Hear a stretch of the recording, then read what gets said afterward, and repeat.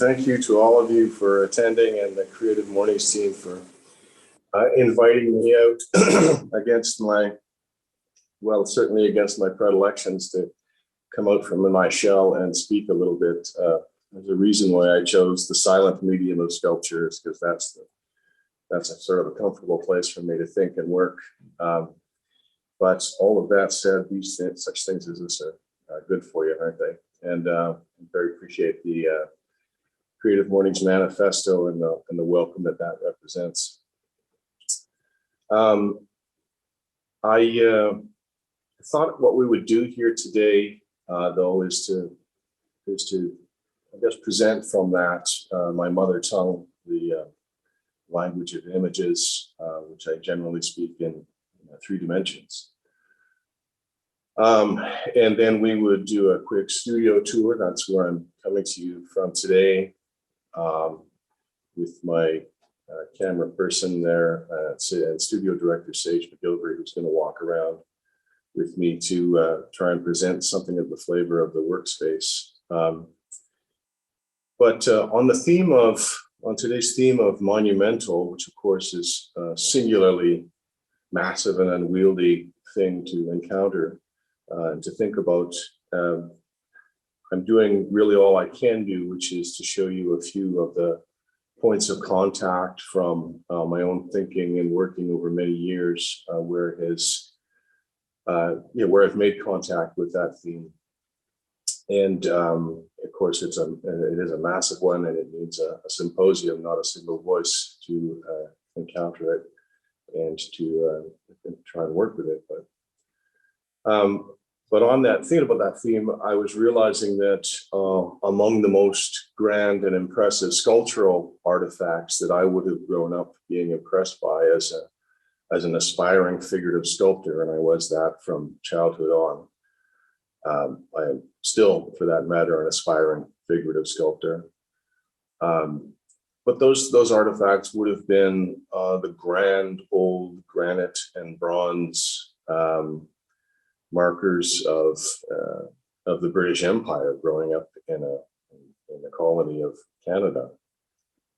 And so before I had ever had eyes or any understanding, let's say, of their role as instruments of colonial power, I just admired them as beautiful sculptures, as amazing artifacts. I guess we're speaking here of that sort of 20th century, vaguely classical to neoclassical imagery of many war memorials, images like that. I remember specifically a grand old Equestrian Monument that stood in the center of Queen's Park. And again, that is an apolitical view of those things as a gorgeous sculptural artifacts.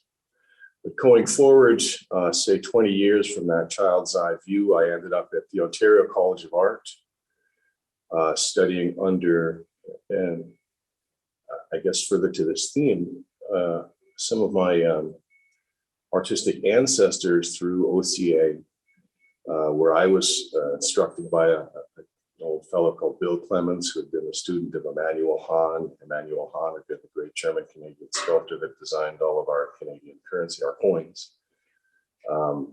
And further on back to Walter Allward, with whom he had worked, who was, of course, the architect, designer, sculptor who designed and built the Canadian War Memorial at Vimy. So under the banner of monument, those seemed like interesting references to make for our conversation today. But the other thing that I was being informed about at the Ontario College of Art in mid-1980s, and I guess I should be articulating here for purpose of good visual continuity, that we should be into the slides that I've presented. So that first little ramble was meant to be under this image. Under the second slide, a piece called Mass and Memory. I wanted to frame these thoughts, which is that was just finishing up that last thought, which was at OCA in mid-90s. I was really also being instructed that, yeah, you might want to do this kind of work, but the figure as a mode of contemporary art making is an extinct. It's a dead sea. It's gone dry. There's nothing there. There's nothing to work with. It's irrelevant. And that its extinction had to be taken seriously. What I was doing, I was already pretty impassioned about doing what I was doing, and I was still in my 20s, so I knew more than everybody else. So I carried on doing what I was doing. So mid-90s, early 90s come along, and I'm having this conversation about these figures and these plinths, which, has resonance to the two motifs I've articulated to you so far about the monument and the state of figuration. And I'm having this conversation with my great friend and art guru, Bruce Van Slyke, about the elemental syntax of the monument, what's going on there. And there's this articulation that human beings will gather at a site that is an intersection, a confluence, a place of a historical happening. And they will mark out a square on the ground and say, this site has this particular meaning, and here in this place we will erect a cultural memorial artifact that will demarcate and fix this idea, this memory into this place. And so if you take that, and there's articulation also of how that goes not only to the political, but in fact it's almost a ritual and sacred observance that if you strip all else away, this marking of place has those sort of cultural dynamics to it. So that sacred square drawn in the earth, if you extrude it upward, becomes the sculptural plinth, as articulated here in this piece, Mass in Memory by a Simple Cardboard Box. And so there is this, to think out loud about the syntax here, what the plinth does. It's this sort of ancient cunning technology by which your image, your icon, your emblem will, I've got the computer screen and paper notes and an analog watch going, by which your artifact will achieve a transmogrification of value in the eyes of any who look upon it. So there stands this plinth raised up from the sacred square, mediating between ground and sky. That is between the register of the realms mundane and mythic. And this plinth is the main engine of the monument, and it doesn't matter what you put up there. Man, woman, or beast, monarch, guardian, idol, angel, pop icon, sports legend, it doesn't matter. Whatever you put up there through the alchemy of the plinth will be a thing beatified in the brain of the beholder. And so there's these three key players in the syntax of monument: the ground, the plinth, and the figure. Figure in its broken state, the monument certainly in its kind of chronically troubled state, because it's a cultural lightning rod as much as it is anything else. But those three elements. If we can go to slide 3, we are hearkening back to the Equestrian Monument. And this is a piece which I entitled Unsolicited Proposal for a Public. And the things to say about that are that it's a tiny little thing. It's only 6 inches across. This is when I was modeling small figures in hot glue. Gone, of course, is the exalted heroism, the hierarchies of the plinth, the exaltation of the figures, the presumed grandeur. There's an image of pathos crumbling down here and into these elements. And there's this impulse to kind of walk between these two figures, to encounter this intimacy between these two figures. And that was an illumination for me, a discovery about how even these tiny artifacts can achieve, they can project in the mind's eye into this, to having this monumentality. And so that was an interesting discovery. Going forward to the next slide, which I guess is number 4. This is another exploration in the Equestrian Monument. This is a piece I did in 1990 or so, titled Equestrian. And again, those allusions to the heroic hierarchy of the Grand Imperial Equestrian Monument, but it has that reading from perhaps 100 feet away. But of course, as you approach, you see that it is being denatured and dissolved and unraveled and inverted, all of its formerly heroic formulations. And there is, within all of those dynamics, of course, this is also me learning the language of figures in space. There is this reshuffling of our empathies and of our expectations. And in slide 5, I took that piece, the Equestrian, and thought, well, it's achieved this, it's broadcasting this idea of monument. What would it be if we were to, and I say we here because it takes a team to make these larger artifacts, but if we were to take this and scale it up and have it, in fact, imposing as a monument proper, standing looking down upon the public square, done some various and guerrilla type installations of it.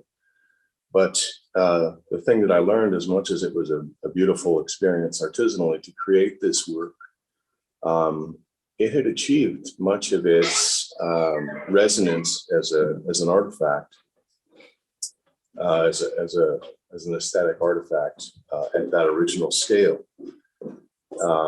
That is not necessarily made better by being simply writ large. Bigger is not better. And as a mentor of mine, a sculptor mentor of mine put it, there's a scale after which the work stops being sculpture and starts simply being enterprise. So there was discovery to be had there about that. There's a sixth slide, which is another image of the Equestrian Monument.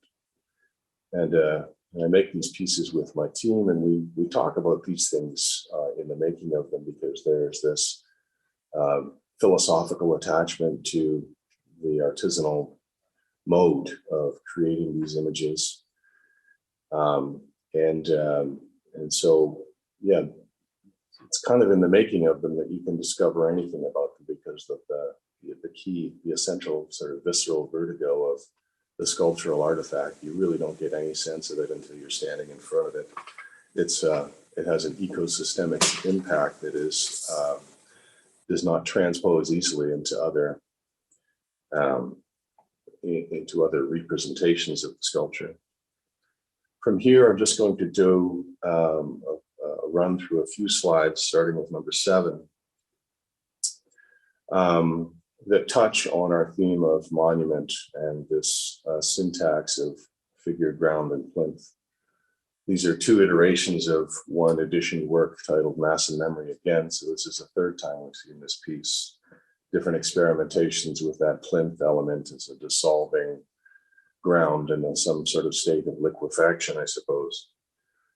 So we have this figure, and gone is the stasis of the presumed stasis of the sort of tectonic monument, and instead we have a figure upon a ground of being, once presumed solid, and now in a state of flux. The 8th image is a piece called Watershed. And a figure atop this plinth is engaging in this act that's ambiguous as to what it actually is going on here, but it's an act perhaps of vandalism and erosion, or perhaps of stewardship and renewal. The next image is called Fault Line. And We have the plinth, in this case, housing this small patch of earth in which is being, in which this figure is even still drawing a line. Number 10 is the image called Analog, the aforementioned Lego from Christine's introduction, Lego figure. I've got a lifelong hatred for Lego because of its prescribed, prepackaged originality. So it's the will to refuse and reject that, any such mode of prepackaged originality is an important idea to get across to a community of creatives like yourselves. And as it says on a piece of graffiti outside of my studio building, resistance is fertile. The next image, number 11, is called Time Immemorial. And another variation on the theme, a demarcation of a classically sort of architecturally defined space where the ground again has shifted and shifting, and the once solid plinth is now all but a life raft to the figure involved. That was 11. 12 is a piece called Contrapposto. And here we see, again, a figure in plinth in a relationship and a dialogue in which, in this case, this plinth is buckling under the sheer weight of a preening classical affectation. Preening to the point where, after looking at this figure for 2 or 3 years, I finally decided that the sculptural resolution, the aesthetic resolution it required, was to knock the figure's head off, which I happily did with a 2x4. And the other thing that was interesting about this work is that with all of its classical affectation intentionally kind of overplayed in this figure, you step back at these and look at these two things as a pairing of forms and realize that, in fact, this simple minimalist buckling cardboard plinth is actually a more dynamic and compelling and powerful figure than the figure is. The 13th image is a piece called Founder, and of tilting and toppling monuments. There was this idea to, what would it be if that figure was somehow trying to balance its own, to accommodate the shifting ground. And I also want to show it to you because just to say that I was shrouding monuments before it was cool. The last piece is the last slide I think I have for you. Next in right line. Oh, no, I'm sorry. These pieces are Earthbound. Yeah, thank you. That's the correct image. This Earthbound series really is this inversion at the site of the sacred square, where instead of exalting up above the ground, perhaps above the natural order of things, these figures are in open collusion with the earth. And finally, I'm just realizing I forgot to, with the next image, there is a whole series in my work of these suspended figures where they are up in the, sort of suspended up in the void. And these things also, it's noteworthy, further to some other stuff I was saying there, to say it's interesting to note that they achieve a kind of a monumentality very quickly in the mind's eye because of their suspended status. They evade, and they're slippery with regard to the human scale. The last image is called Interval, and we're going to go through the gallery and see this piece as well. But I made this thing 22 years ago, and in some ways it was my reason for coming to speak to you this morning. I thought, well, this will be an opportunity for me to get clear my thoughts on what the hell this piece is about after looking at it for decades. You try as an artist occasionally to pin these things down, and so to that end, I wrote this statement on the work, which is, Interval is a sculptural disruption of the archaic equestrian hero. The cloning of the rider and mount is a disorienting feedback loop from which it does not recover. And to erect such a monument before the collective eye of a dissolving public is to make visible by cold estrangement the current that flows ceaselessly between the cultural anode and cathode of myth and power. Of course, having written that, I only feel that now I've got one more thing to figure out about this piece. But there is a strangeness to the work, there's an uncanniness to it. It's classical without any romanticism. It hovers somewhere between the Gothic and the classical. It feels to me like it is a kind of a zombified iteration of the mythical, that is to say, a realm in which we neither disbelieve nor believe. And the last question I would posit about the work for your collective consideration is it just me, or do these uncanny twins not look a bit like Mark Zuckerberg? Mark, if you're listening, and we know you're always listening, I can make you a very good price on this fine bronze monument. I think we're going to do a little walkthrough. I can see what you can see. This is a piece, a work in progress that will be installed. I hope this summer. A figure will be cast in bronze, and she stands before two Corten steel panels gazing through into a memorial garden, a piece called Monumental. And I'm just going to let our camera person, go at her own pace and whatever makes sense without all of you getting seasick. You'll see various works in progress, commission piece underway here as well. This lovely little weather affected sculpture. Smaller works in progress in the form of the Earthbound series.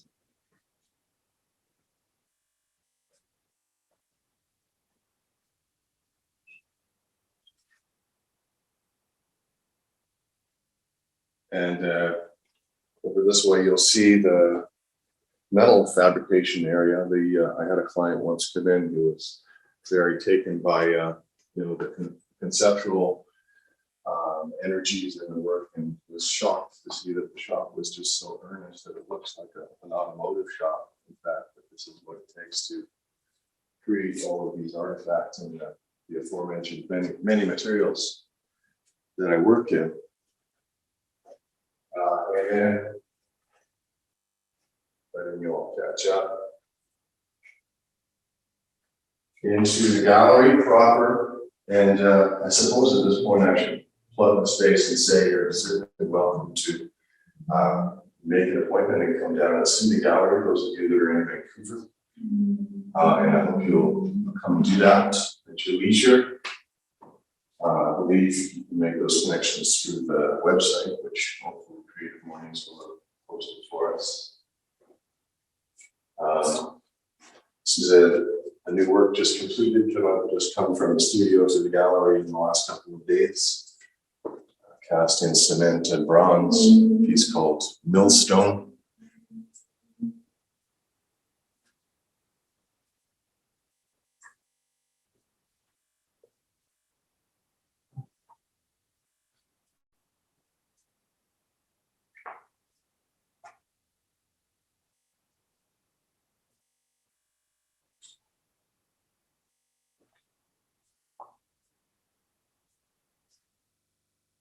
And piece we just visited called Interval. We could not fit it here on its monumental plinth because our ceilings don't quite get the height required for that to happen. And another in the series of suspended works here called Plunge.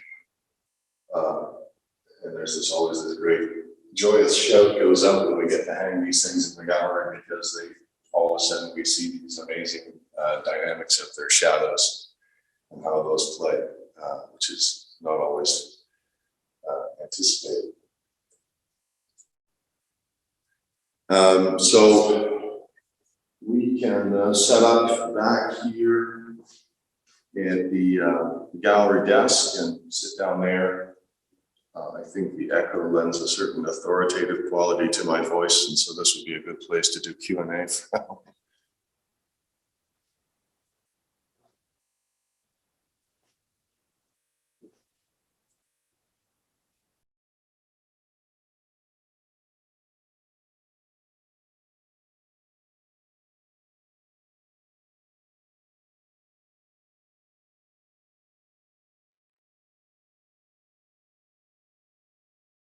That's wonderful. Thank you so much, David. That was your studio is incredible. I know a few folks were asking in the comments, where is that gallery accessible to the public? Are we able to go around? Where is the gallery?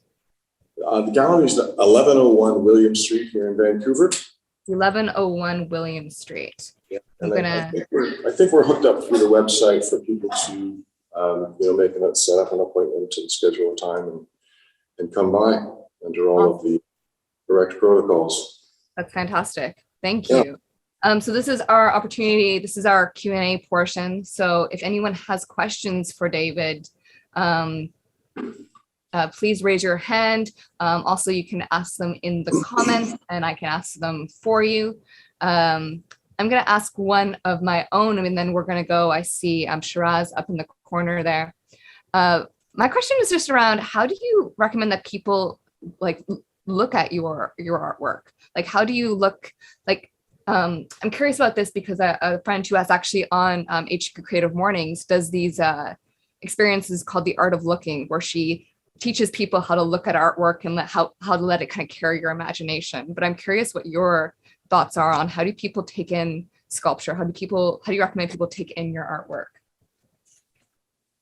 How do people do that? Or how would you recommend? I don't know if that question makes sense. It might be partly answered by an allusion I made earlier to the idea that I guess actually, part of the reason that I maintain a gallery here is that this is, it's a visual, spatial, right, I'm supposed to be looking there. It's a visual, spatial, but also visceral experience encountering a work of sculpture. They don't, I maintain a website and we communicate the works digitally to people and on all of those good things so that, those can do what they can do. But I maintain this gallery space because it's just vital to have the full experience of standing in front of these things. It's also, I suppose it's also the great flaw in my business plan is that these things don't transpose easily to, digital transportation or communication and so many of the modes. This is archaic, real world, real time, spatial, space requiring idiom. It's got to be in person, I think. Yeah. I saw somebody asking about whether or not they were allowed. I think they were feeling jealous of the way you were interacting with the sculptures, and were wondering if they were allowed to touch the sculptures if they were to visit your gallery. Yes, under highly controlled circumstances. Another question we have from Dorothy Q is about whether or not the sculptures are cast. They're not. They are cast. I think she means do you pour it? How do you make the sculptures? Yeah, so I am using sort of those traditional methods of modeling figures in clay, and the original could be clay or any number of different things. At which point the bread and butter of the studio, the survival of it, is based on producing the work in additions. And so that means mold making that produces waxes, that produces bronzes. So in that sort of thousands of years old tradition, mold means of transposing a work from its original form into often bronze, not always. But getting into the foundry casting side of things would be sort of the analogous thing would be a writer getting into the business of publishing. Sort of don't do a whole other industry. So the studio has relationships with various kinds of casting and foundry facilities of different scales for different requirements, and set up a relationship there. And then what I do, unlike many other sculpture studios, is that we get sort of the works are cast in a rough state only, and all of the assembly and refinishing and bringing sort of revitalization of the work from that through the fires of the casting process, bringing the works back to life. How it happens here in my own studio under my eye. Very cool. Wow. Thank you for that additional clarification around that. Shiraz, what was your question? Yeah, hi. My question is, how do you determine the size of the sculpture? Because I find I love totem poles, but I can't look at it. It's too high. Or any other, Churchill statues. How do people determine the size? And what is the difference between a female who sculptures and male who sculptures? Is there any difference in terms of what they make and you or male in general? So 2 questions, gender difference, and yeah. Thank you. Thank you. Thanks.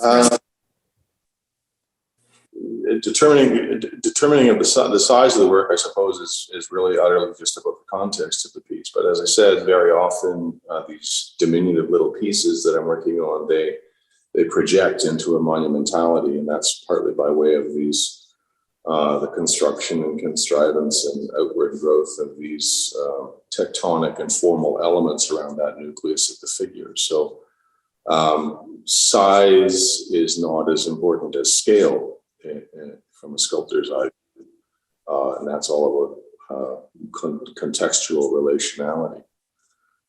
A difference between male and female sculptors, I don't know. I mean, one framing I think about with that question is that there's been some question, and may come up here today, about why there's a kind of a preponderance of male figures in my own work, and that's partly from the kind of introspective ground from which these ideas, these reflections arise. And so there's an expedience to that. And so, very often we frame our little facet of the human condition in terms and forms that are familiar to us. But there are these other pre-existing conditions on the artwork side of things. For instance, male and female imagery, they are really freighted very differently. They each have a different kind of a burden that is imposed upon them culturally to carry. So there needs to be sensitivity, of course, within those things. And you get into the weeds pretty quick with a question like that. But those are you answered it. Yeah, you answered it beautifully. Thank you for that reflection. I want to give some time for some other questions that have been asked that are quite good. What is the greatest challenge for you about your work, and what is your greatest benefit and joy? And that comes from Lise. I think I pronounced her name correctly. The greatest benefit and joy, and the greatest challenge. And we can spotlight Lise too. If Lise wants to come on, if she wants to add more context to that question. Hi, Lise. Pardon me. Still getting over something myself.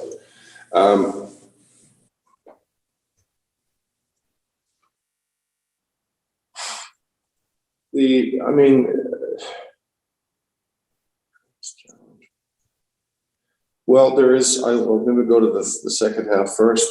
Some of the greatest joy in the work are the unexpected, the unintended. I have this word about my work, which is that the work has better ideas than I do, and that points to this experience of stepping into the studio and steeping myself in all of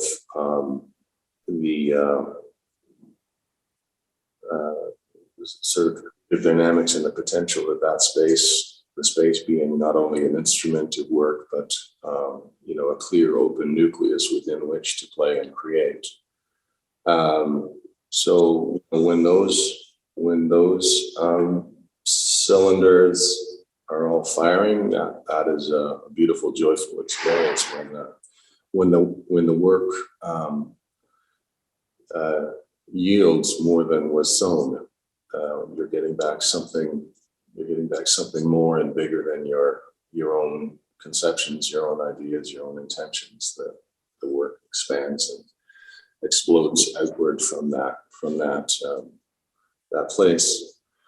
Among the greatest challenges, I suppose there are. I don't know how many would identify with this, but I'm one of those creative types for whom the cycles of the creative joy.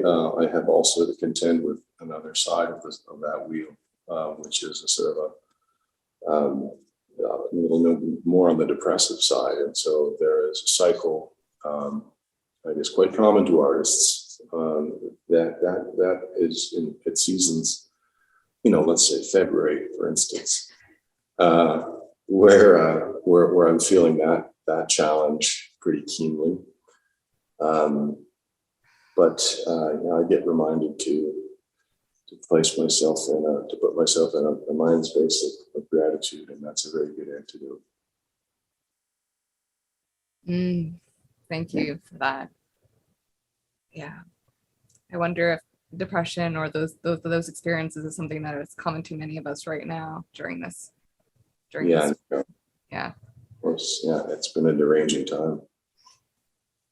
I think we have a few more questions, and we're also nearing our end, but I believe there's two more. It looks like Alicia, her video is off, but here's her question.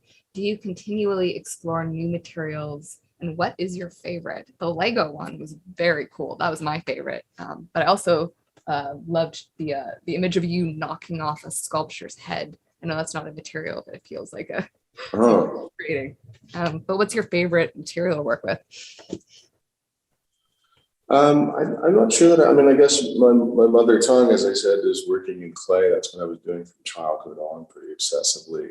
And that's where, some works of absolute staggering genius have been created. If you ever get a chance to see, the portraits of Isamu Noguchi or the terracotta studies of, everybody knows Michelangelo's marbles, but his works in terracotta are stunning and breathtaking things, near sacred objects.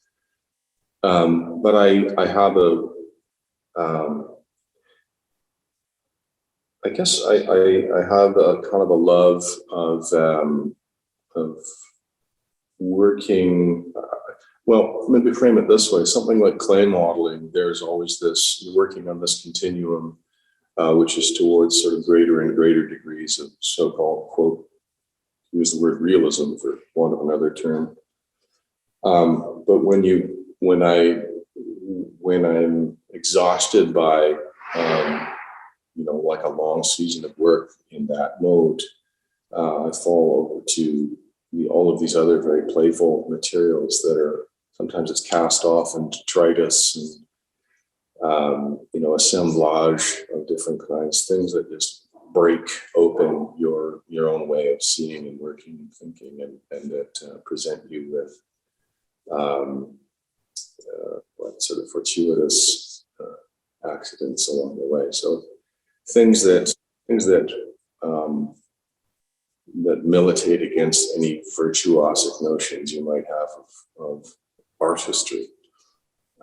So, which is why you can see things all the way from, as I said, the kind of neoclassical affectations of a piece like Contrapposto, which is, working at the coalface of that whole aesthetic, to something like these contorted Lego pieces, which they are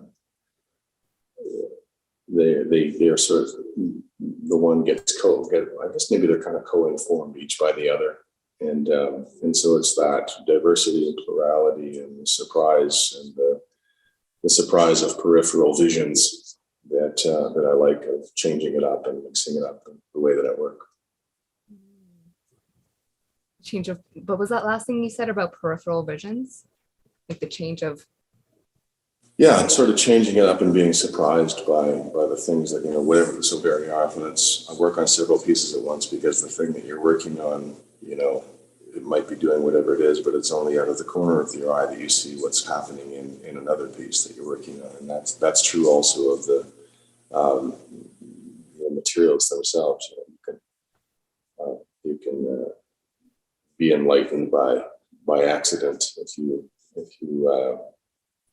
go do something else. You can suddenly realize what you're intending to do, or where you should go with another given piece. Oh, that's thank you for that. I think we just have 3 minutes left. This is, they're just saying lots of comments of just saying thank you. I see Mark with his hand up. I also want to ask just this quick question is, do you get requests to make religious sculpture? I guess that has come up on occasion, yeah. Religious sculpture actually segues pretty well with what I've been thinking about. David, first of all, thank you. Thank you for this. I think I first mentioned this to you years ago on a culture crawl, and here we are finally hosting this conversation. This is great. You said something earlier today, something along the lines of sculpture can be, among other things, a lightning rod, a cultural lightning rod. And, we're living in a really strange time where sculpture seems to be at the core of a lot of divisive social, cultural things. And so, first of all, I feel is a very interesting thing to ask you about your thoughts on that issue. Like, when, should we be tearing down sculptures that represented a different time, a different perspective, whatever, different heroes that are now seem so inappropriate? But really more pointedly, have you ever been? I've never heard any David Robinson controversy, but have your sculptures, because your story, you embed story and meaning in multiple layers in a lot of your work. And I can imagine you've pissed people off. Has that happened? Yeah, well, one good hedge against that is to build the work high enough or far away enough that it can't get reached. So I have, I do have, we have an unfurling of a particular issue right now with a commissioned piece, without going into any details of it, but it's within a private workspace. And because there is some female nudity in the work, that's been deemed to be sort of problematic. So I suspect that's more about some dynamics in that workplace than it is necessarily about the work, because I find I can find a dozen billboards on the street far more offensive in nature than what this thing has done. But what more did you want me to unravel? I mean, that's a staggeringly large scope and buried in question. Do I think monuments should be being torn down? I think I don't think there should be a committee dedicated to the tearing them down of monuments. I think we can leave these things will be the lightning rods that they are, and that they should precipitate conversation is right and proper. And I think, though, as I think of them as significant cultural artifacts, we also have places in the world where great ancient historical works have been torn down by various religious sects. And we in the West look very disapprovingly on that. But the tearing down and toppling and erasure of our own painful markers of our own painful past, like anything, need to be dealt with intelligently. But I think as artifacts, they are. I don't think they should be destroyed and burnt and buried. I think they could be decommissioned, and they could be markers that remain for conversations subsequent to think, well, here's how we used to think. I think that's a 2-cent version.